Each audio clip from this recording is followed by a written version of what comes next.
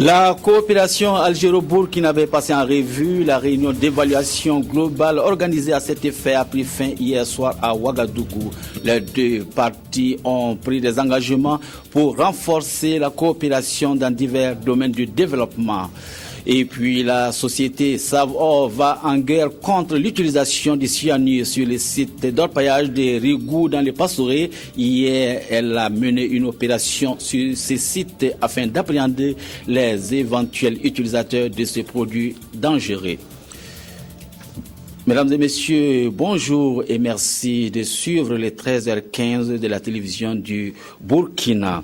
Les rideaux sont tombés hier soir sur la réunion d'évaluation globale de la coopération entre le Burkina Faso et la République algérienne démocratique et populaire.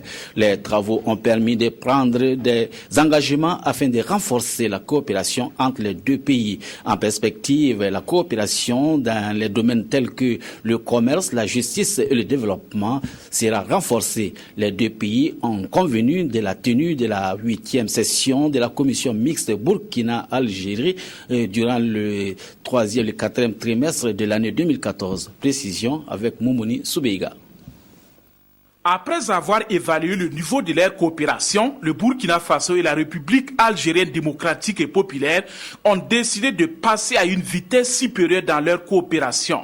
Pour cela, les deux pays ont procédé à la finalisation d'une série d'accords de coopération dans les domaines comme le commerce, la justice, le développement industriel et la santé. Les potentialités qui existent au Burkina et en Algérie sont immenses. Il revient aux acteurs que nous sommes de voir de manière concrète comment est-ce que nous pouvons donner de la valeur à toutes ces potentialités pour que cela puisse servir à nos populations. La lutte contre le terrorisme et la criminalité est aussi placée au cœur de leurs préoccupations. Pour le cas spécifique du Mali, le Burkina et l'Algérie ont aussi pris l'engagement de conjuguer les efforts pour un retour à la paix dans ce pays. Nous devons ensemble œuvrer pour restaurer la paix, la sécurité et la stabilité au Mali. L'Algérie est frontalière du Mali. Le Burkina est frontalier du Mali. L'insécurité au Mali signifie insécurité en Algérie et au Burkina. Et c'est pour cela que nous devons travailler pour résoudre cette crise. Au regard des recommandations faites, le Burkina Faso et la République algérienne démocratique et populaire ont aussi convenu de la tenue à Alger courant 4e trimestre 2014 de la 8e session de la commission mixte de coopération. Question d'adopter une nouvelle feuille de route qui devra leur permettre d'atteindre les objectifs escomptés. À l'issue de la clôture des travaux de la réunion d'évaluation globale de la coopération entre le Burkina et l'Algérie, les ministres délégués en charge de la coopération entre les deux pays sont allés présenter les conclusions au chef du gouvernement burkinabé. L'on retient que les deux pays s'engagent à raffermir leurs liens de coopération, constat salué par Béon-Luc Adolphe Thiao.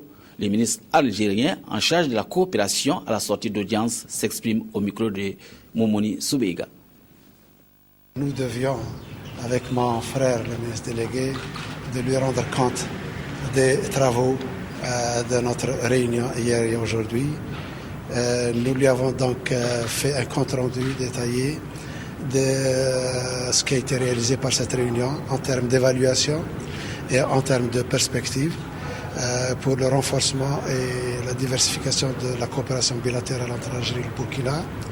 Nous avons également rendu compte des secteurs qui avancent bien, des secteurs où nous devons faire un plus d'efforts et faire davantage de travail pour les amener au même niveau.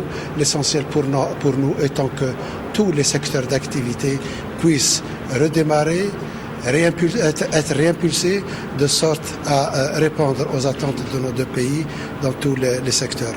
Et puis, évidemment, nous avons écouté M. le Premier ministre qui nous a donné des recommandations, des orientations sur les voies et moyens pour nous de réunir à Alger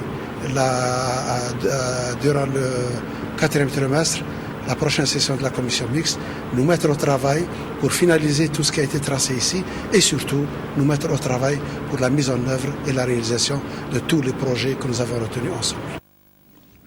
Le traditionnel point de presse du gouvernement s'est tenu ce jeudi 13 février dans les locaux de la télévision du Burkina. Il a été animé par les ministres Mahama Zoungrana en charge de l'agriculture et Alain-Edouard Traoré de la communication, porte-parole du gouvernement. Les échanges ont porté essentiellement sur le bilan de la campagne agricole, les boutiques témoins et les perspectives du département de l'agriculture et de la sécurité alimentaire. Le point avec Éléonore Ouedraogo, Yerbanga. Le bilan dressé par Mahama Zoungrana à ce point de presse fait état de plus de 5 millions de tonnes de céréales pour la campagne 2013-2014, soit une hausse de près de 5% en comparaison de la campagne écoulée. Un chiffre que le ministre de l'Agriculture et de la Sécurité alimentaire espère élever à la prochaine campagne avec les nouvelles mesures prises par son département pour faire face aux caprices de Dame Nature. Les cultures de saison humide, bien sûr, nous comptons sur l'eau de pluie, mais il y a un certain nombre de mesures qui sont prises pour gérer les postes de sécheresse, même pendant l'hivernage. C'est pour ça que nous avons introduit ce que nous avons appelé les technologies d'irrigation de complément, qui consistent à faire en sorte que, même pendant la saison pluvieuse, s'il y a une poste de sécheresse qui vraiment promet qu'on ait le réflexe et les possibilités de sauver cette récolte à travers une irrigation de complément.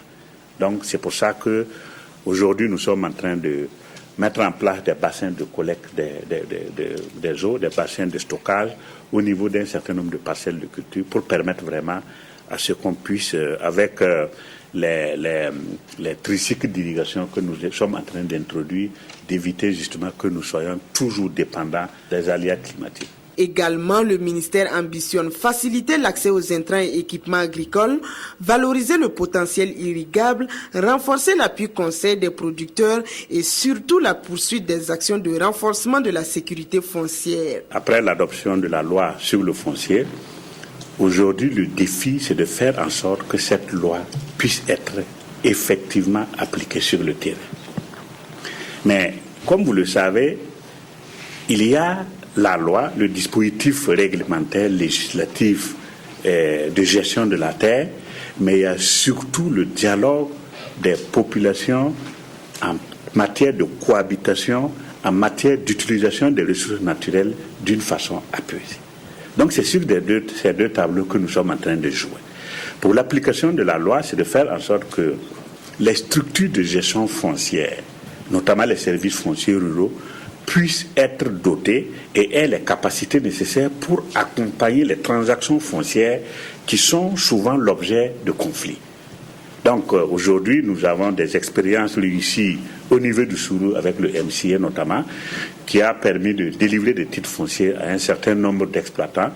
Et dans les plaines, nous voulons vraiment étendre cette expérience-là. À ce point de presse, il a également été question de la tenue de la 17e journée nationale du paysan les 10, 11 et 12 avril prochains à Fadangourma, qui va se pencher sur comment relever le défi de la transformation agroalimentaire pour accroître la compétitivité des produits agricoles nationaux sur les marchés. Le ministre Alain-Edouard Traoré a lui été interpellé par les hommes de médias sur l'audience du présumé conseiller de l'Élysée en début de semaine. Si ce monsieur a pu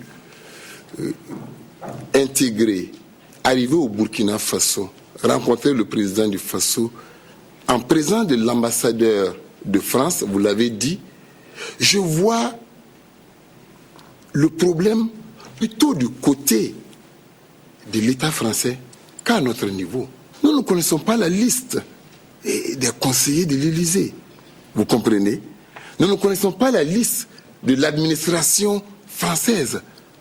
À partir du moment où le représentant de l'État français au Burkina, qui est l'ambassadeur de France, moi je pense plutôt que le problème est à leur niveau plutôt qu'à notre niveau. Du côté de l'Assemblée nationale, le président Sungalo Apollinaire Ouattara a accordé une audience au nouveau bureau de l'Association des professionnels africains de la communication section du Burkina. Ces communicatrices sont allées présenter leur nouveau bureau au président de la représentation nationale et lui demander son soutien dans l'accomplissement de leur mission. La présidente de l'association, au micro de Sougri Noma, Ibrahim Gigima. Nous sommes venus présenter le nouveau bureau de la PAC et nous avons évoqué devant lui nos prochaines activités que nous allons dérouler en 2014. Et nous profitons de ce moment pour lui dire encore merci et exprimer vraiment le souhait qu'il nous accompagne. Si nous avons une activité à mener avec l'Assemblée nationale, elle sera surtout basée sur le renforcement des capacités de nos membres et aussi l'accompagnement des femmes au niveau de l'Assemblée nationale dans leurs activités. Le séminaire sous-régional sur la mise en place d'une bourse de fret s'est achevé hier soir à Ouagadougou. Beaucoup d'enseignements ont été tirés de cette rencontre et les participants ont recommandé la nécessité d'implanter ces systèmes afin de faciliter les échanges entre les pays africains. Reportage Zalissa Sanfou. Le séminaire sous-régional sur les bourses de fret a refermé ses portes. Les échanges ont porté sur le rôle, le fonctionnement et les avantages de la mise en place d'une bourse de fret. Un outil de facilitation des échanges qui permet le contact direct entre demandeurs et acquéreurs sans un intermédiaire et qui devrait permettre de réduire les coûts des marchandises. Pour les participants, ce séminaire leur a révélé toute la nécessité de la mise en place d'un tel système. Si on parle de bourse de fret, naturellement il faut parler de répartition, pas répartition de fret, mais la gestion du fret routier en tant que pays enclavé. Donc on a besoin vraiment des mécanismes qui nous permettent de bien approvisionner nos pays en produits de première nécessité. Et donc la bourse de fret, vraiment, c'est un moyen efficace. Nous espérons qu'à travers cette bourse de fret, les opérations de transport de marchandises via nos corridors, c'est-à-dire nos deux ports, pourront effectivement permettre aux chargeurs burkinabés de pouvoir avoir leurs marchandises à temps et à moins de coûts. Tous les 109 participants ont promis œuvrer à la mise en place d'une bourse de fret dans leur pays. Une promesse qui devrait sans doute réjouir le comité inter-État de lutte contre la sécheresse dans le Sahel SILS, lui qui avait préconisé la mise en place de ce mécanisme depuis 1990. Le mérite des chercheurs burkinabés reconnu par les ministères de la Recherche scientifique et de l'innovation. Ce département, en collaboration avec l'Institut de recherche en sciences de la santé, a organisé une cérémonie officielle de présentation des prix à 8 chercheurs. C'était en présence d'amis et de collègues et d'acteurs du monde de la recherche. Reportage Ali Traoré et Widiarukia Sanou. Pour ses recherches dans la lutte contre le paludisme, le docteur Abdoulaye Diabaté a reçu le 4 décembre dernier le prix de la Royal Society Pfizer Award d'Angleterre. Un prix composé d'une attestation, d'un trophée et d'une somme de 60 millions de francs CFA, couronnant 22 années de recherche. Il devient ainsi le premier chercheur africain francophone à avoir ce mérite. Nous sommes vraiment très satisfaits de ce que nous avons reçu et ce prix, encore une fois, je le dis, c'est moi qui l'ai reçu, mais en fait cela revient pratiquement à toute l'équipe et ça revient également à tout l'Institut. Alors, avoir reçu le prix non plus ne veut pas dire en fait que nous sommes à la fin de notre course, puisqu'en fait le paludisme demeure quand même un peu. 7 autres chercheurs burkinabés dont le mérite a été reconnu hors de nos frontières ont également présenté leur prix à leur ministre de tutelle. La distinction est importante, mais c'est encore plus important que les Burkinabés sachent qu'ils ont des chercheurs qui comptent dans le monde de la recherche au niveau mondial. Et de ce point de vue-là, nous avons voulu organiser cette petite cérémonie pour encourager les jeunes, parce que tout cela, ce sont des jeunes en fait.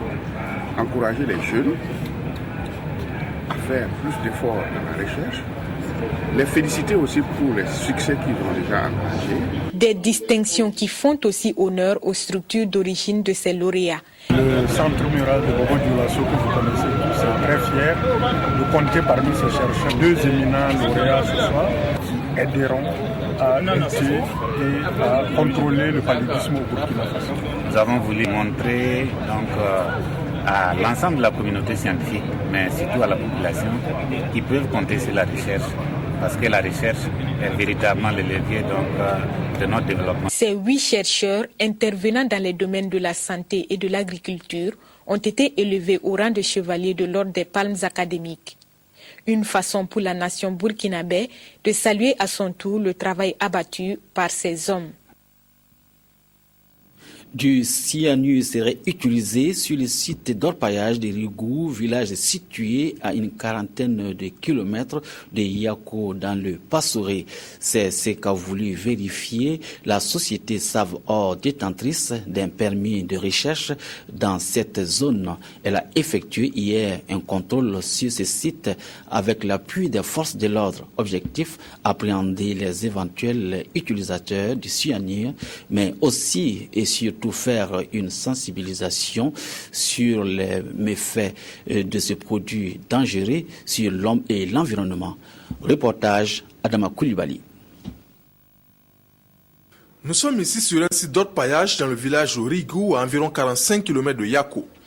Pour vérifier les rumeurs selon lesquelles du cyanure, autre produit dangereux, serait utilisé sur ce site, des responsables de la société Save-Or, propriétaires d'un permis de recherche dans la zone, et les forces de l'ordre envahissent les lieux.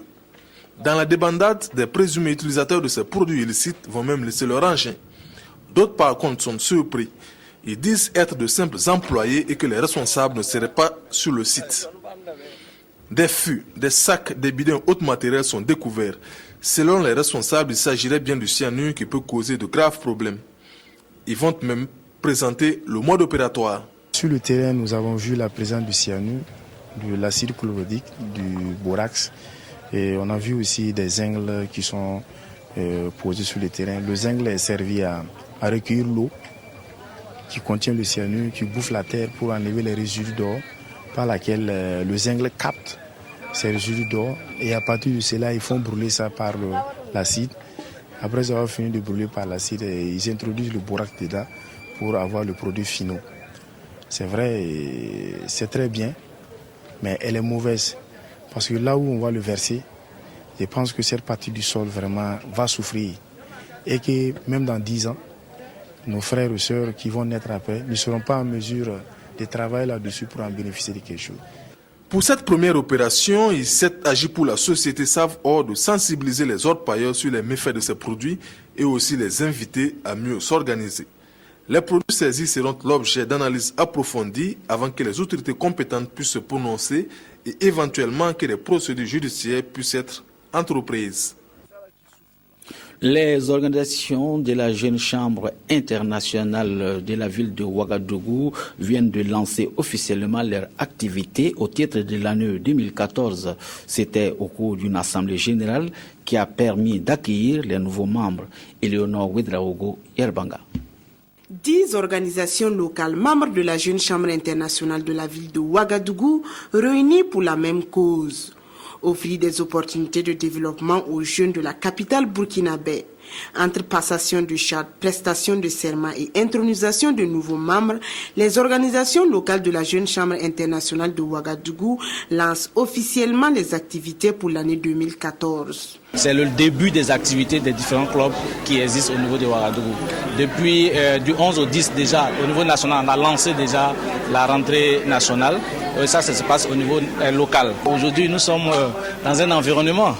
Et en fonction de l'environnement, fort bien, il est important pour nous en tant que jeunes qui travaillons depuis dans la citoyenneté de poser encore plus d'actes dans ce domaine-là. Avec pour thème la Jeune Chambre internationale pour une citoyenneté affirmée, l'organisation veut impacter la société avec diverses activités allant dans le sens de la promotion de la paix. Culture à présent, le festival Rendez-vous chez nous est à la rencontre des populations à travers des spectacles de rue. C'est une initiative de l'association ACMUR qui se déroule chaque année à la même période. Le lancement de la 5e édition est intervenu à Komsilga en présence d'une trentaine de troupes. Les populations des 4 communes du Burkina vont vivre des créations exclusives en danse, cirque, marionnettes et musique. Précision, Évariste Kombari. Rendez-vous chez nous investit une fois encore les rues pour mieux rapprocher l'art des populations. À Komsilga, où s'est déroulée la cérémonie de lancement de la 5e édition de ce festival, les habitants ont répondu présents. Initié par l'association ACMU, Art, Clown et Musique dans nos rues, Rendez-vous chez nous offre des spectacles gratuits dans plusieurs villes du Burkina. Nous avons autour de 40 compagnies qui sont là pour partager gratuitement les savoirs. Nous avons des concerts gratuits, des spectacles de danse. Rendez-vous chez nous va donner à voir des spectacles de création exclusive, danse, théâtre, cirque, marionnettes et musique. Le festival s'est choisi cette année pour marraine cette blonde africaine et pour parrain artistique cet homme, lui, en chair et en os. Évident de pouvoir monter un festival et de pouvoir, surtout, c'est pas facile pour un festival de garder le cap pendant des années. Et là, j'en suis très fier. Les acquis sont consolidés et les artistes viennent de partout. Vous avez vu, il y a quand même pas mal de pays qui sont là cette année. Et puis, nous en sommes fiers que ce soit le Burkina qui accueille ces spectacles. Démocratiser les arts du spectacle, tel est l'objectif de Rendez-vous chez nous, d'où l'option de la gratuité. Une gratuité rendue possible grâce au soutien des partenaires. Un festival remarquable parce que d'abord il est gratuit, il s'adresse à tout le monde et au niveau artistique c'est vraiment d'une très grande qualité. Et ce que nous aimons aussi particulièrement, c'est la décentralisation que fait ce festival dans les villages et aussi ce qui est fabriqué dans le grand quartier populaire de Gonga. Rendez-vous chez nous procure beaucoup de joie aux festivaliers, surtout aux plus petits.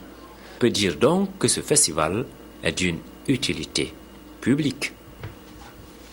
Voilà qui met fin à cette édition, mesdames, messieurs. Merci de votre fidélité. Bonne suite des programmes sur la RTV et excellent après-midi à toutes et à tous.